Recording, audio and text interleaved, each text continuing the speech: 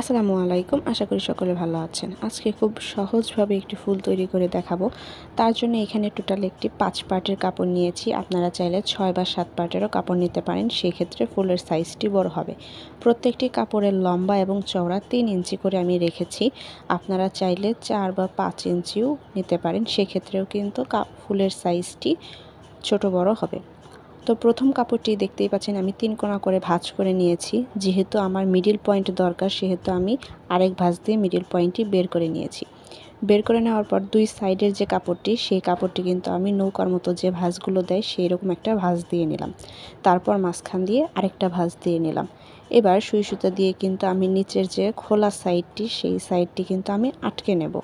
আপনারা চাইলে এখানে মেশিন ইউজ করতে পারেন, কিন্তু আমি এখানে হাতে করেই দেখিয়ে দিচ্ছি। যাদের ঘরে মেশিন নেই তারা চাইলে কিন্তু আমার মতো করে সুই সুতো দিয়েও করতে পারবেন। একটি ফুলের তৈরির জন্য প্রত্যেকটি পাপড়ি যে তৈরি করতে হয়, তার জন্য প্রত্যেকটি কাপড়ের ভাঁজ কিন্তু খুবই গুরুত্বপূর্ণ। কাপড়ের ভাঁজ যত ভালো হবে, পাপড়ি কিন্তু তত সুন্দর হবে। তো আমি ভালোভাবে সুই সুতো দিয়ে কিন্তু মাথাটা আটকে নিচ্ছি, যাতে খুলে না যায়। খুলে গেলে কিন্তু পাপড়িটি আর হবে না। এবার আমি কেটে নিচ্ছি। এবার সাইডের যে অংশটুকু, সেইটুকু আমি কেটে নিচ্ছি। এবার ওপরের যে খোলা অংশটুকু, সেইটুকু আমি হাত দিয়ে এভাবে উল্টিয়ে দিচ্ছি। আপনারা একটু ভালোভাবে উল্টিয়ে দেবেন, এতেই তৈরি হয়ে গেল কিন্তু একটি ফুলের পাপড়ি। তো সেমভাবে আমি বাকিগুলোও করে নিচ্ছি। আপনাদের বোঝার সুবিধার্থে আমি আরেকটি করে দেখিয়ে দিচ্ছি। সেমভাবে আমি এটিকে 3 কোণা করে ভাঁজ দিয়ে নিলাম। মিডল পয়েন্ট বের করার জন্য আরেকটি ভাঁজ দিয়ে দিলাম। তো এইভাবে করে আমি হাত দিয়ে একটু শক্ত করে ঘষে নিচ্ছি, যাতে মিডল পয়েন্টটি বোঝা যায়। দেন আমি সাইডের 2 পাশের কাপড়টি কিন্তু এভাবে ভাঁজ করে নিয়ে আরেকটি ভাঁজ দিয়ে দেব। একটু ভাঁজগুলো লক্ষ্য করলেই আপনারা বুঝতে পারবেন। তো সেমভাবে আমি সুই সুতা দিয়ে কিন্তু বন্ধ সাইডটি আমি আটকে নিচ্ছি। এখানেও কিন্তু আমি ভালোভাবে সেলাই দিয়ে নিচ্ছি, যাতে খুলে না যায়।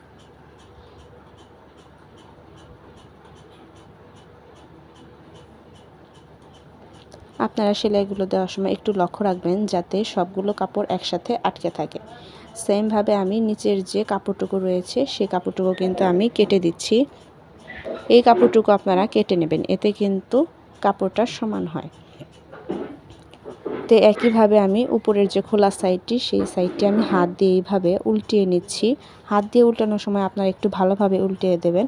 ব্যাস, সেম আমার কিন্তু 2টি পাপড়ি অলরেডি তৈরি। তো বাকিগুলো আমি এইভাবে করে নিয়েছি। এইখানে আমি টোটাল 5 পার্টের কাপড় নিয়েছি, তো সেইখানে আমার 5টি পাপড়ি হয়েছে। এবার সুই সুতো দিয়ে একটি করে আমি গেঁথে নিচ্ছি।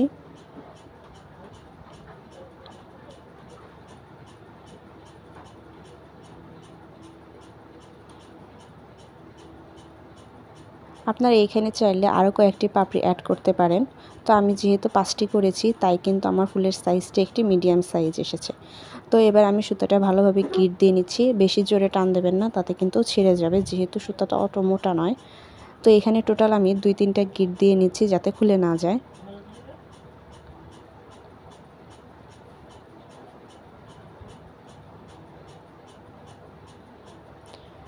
ব্যাস, আমার ফুলটি কিন্তু একদম রেডি। এবার আমি একটু হাত দিয়ে একটু সাইজ করে নিচ্ছি।